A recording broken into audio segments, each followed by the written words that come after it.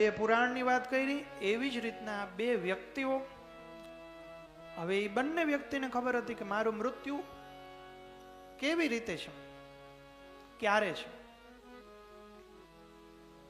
એક વ્યક્તિ તો આમાં જ છે, બીજા વ્યક્તિ છે આગળ આગળ કથાઓની અંદર આવશે.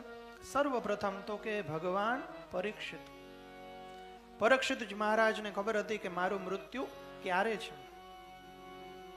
અને પછી બીજા તો કે અસુર કંસને ખબર હતી કે મારું મૃત્યુ કેના દ્વારા છે અને ક્યારે થશે. એ બંને વસ્તુ એને ખબર હતી. આમાંથી શીખવાનું શું છે કે ભાઈ ડાયો માણસ છે એ શું કરે છે એ જોઈ અને એવી રીતના કરવાનું છે. તો મહાત્મ્યની અંદર આપણને એ સમજાવે છે કે ભાઈ જે પરીક્ષિત રાજા હતા, એ પરીક્ષિત રાજાને જેવી ખબર પડી કે મારું મૃત્યુ થવાનું છે આજથી 7મે દિવસે, તો હવે મારે જલ્દી બધું સંકેલી લેવું જોઈએ. સંકેલી અને બધું જે કોઈ ઉત્તરાધિકારી હોય એને બધું દઈ દેવું જોઈએ અને બધું જ મોહ માયા ત્યાગ કરી અને મારે ભગવાનનું ચિંતન કરવું જોઈએ. વિરોધ પક્ષની અંદર બીજી બાજુ નજર કરીએ તો કંસ છે. એમને ખબર હતી કે મારું મૃત્યુ કેવી રીતના થશે. એણે એવો ઉપાય ન કર્યો. તો કયો ઉપાય કર્યો? તો કે ભાઈ હવે હું મારે જેટલું ભોગવાય એટલું બધું ભોગવી લઉં, રાજપાઠ જે કંઈ છે એ બધું જે કંઈ મારાથી જેટલું બની શકે એટલું હું કરી લઉં, કારણ કે હવે તો હું ગુજરી જવાનો છું.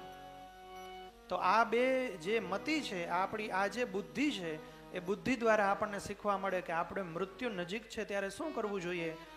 ત્રીજી વાત આપણા બધાની, હવે પરીક્ષિતને તો એટલો દ્રઢ ભરોસો હતો કે હું કાલે નથી મરવાનો, 7 દિવસ પછી જ મરવાનો છું. અને કંસને ખબર હતી કે હજી મને મારનાર છે એનો જન્મ નથી થયો. પછી ખબર હતી કે જન્મ થઈ ગયો છે, પણ એને હજી સમય હતો. આપણા બધાની પાસે જરાય સમય નથી.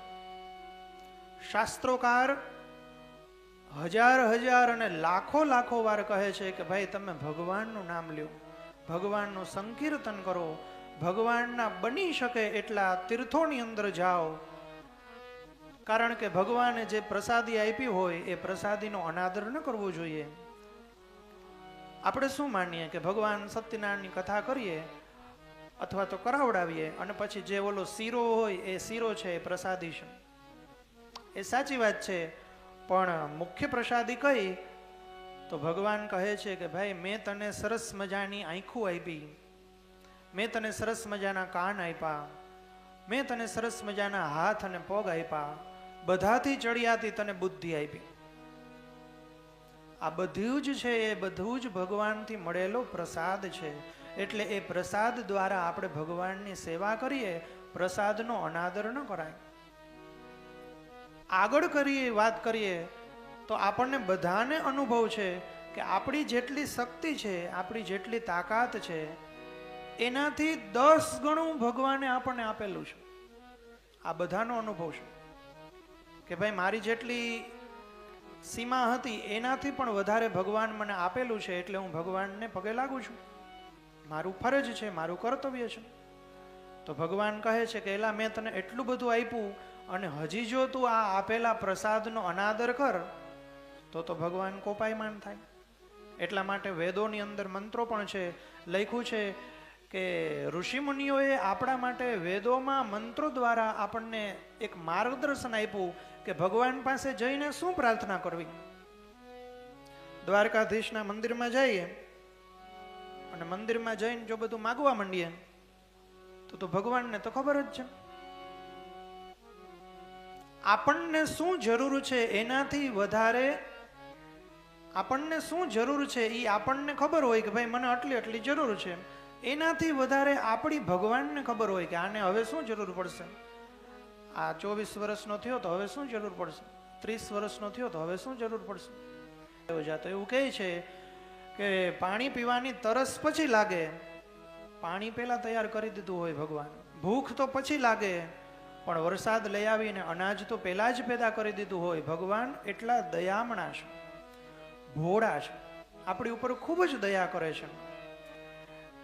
એટલે કહે છે કે ભગવાનની પાસે જઈએ તો શું પ્રાર્થના કરવી જોઈએ. આ શાસ્ત્રોમાં લખેલી છે. બધાના તુંડે તુંડે મતિર ભિન્ના, બધાની મતિ અલગ અલગ હોય. આપણે હમણાં પૂછીએ એટલે કોઈ વ્યક્તિ એવું કહે કે ભગવાનને કહેવાય કે ભાઈ જીવનમાં હવે જે કંઈ ઘટતું હોય એ બધું તમે પ્લીઝ કૃપા કરીને મને આપજો.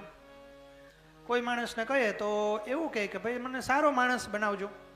એમ બધાની ઈચ્છાઓ અલગ અલગ હોય, પણ શાસ્ત્રમાં લખ્યું છે કે ભાઈ ભગવાનની પાસે જઈ અને માગવું જોઈએ કે હરિ ઓમ ભદ્રમ કર્ણેભિઃ શૃણુયામ દેવા ભદ્રમ પશ્યેમ ક્ષભિર્જજતરાઃ શિરેરંગે દૃષ્ટોવાગંસનો ભિવ્યસે મહિદે ભહિતં દદાયુઃ.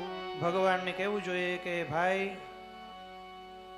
અહીંયા હું તમારા મંદિરની અંદર તમારી સામે એટલા માટે આવ્યો છું કે ભદ્રમ કર્ણેભિઃ, આ અમારા જે કાન છે એના દ્વારા અમે ભદ્ર ભદ્ર એટલે કે સારી સારી વાતો સાંભળીએ. અને સૌથી સારી વાત દુનિયામાં આના સિવાય બીજી કોઈ જ નથી. આ એક જ સારી વાત છે. રામ નામ બિનુ ગિરાન સુહા. રામચરિત માનસ કહે છે કે રામ નામ બિનુ, ગિરા એટલે વાણી થાય, ભાષા થાય. રામનું નામ જે ભાષામાં નથી, જે વાણીમાં નથી, જે પંક્તિમાં નથી, જે શબ્દમાં નથી, એ બધું અનર્થ છે. રામ નામ બિનો ગિરાન સોહા. એટલે કહ્યું છે ભગવાનને કહેવાનું કે ભદ્રમ કર્ણેભિઃ શ્રેણુયામ દેવા. હે દેવતાઓ, અમે ભદ્ર ભદ્ર વાતો સાંભળીએ, સારી સારી બાબતો અમે સાંભળીએ, સારી સારી બાબતો અમે અમારી આંખ દ્વારા જોઈએ, સારા સારા અમે કામ અમારા હાથ દ્વારા કરીએ, અને અમારી બધી જ ઇન્દ્રિયો છે એ બધી જ ઇન્દ્રિયો શુભ કાર્યની અંદર, સારા કાર્યની અંદર લાગે. હે ભગવાન, એવી કૃપા કરજો. એવી પ્રાર્થના આપણે ભગવાનને કરવાની હોય તો ત્રિવિધ તાપનો વિનાશ કરનારા ભગવાન શ્રી કૃષ્ણ છે.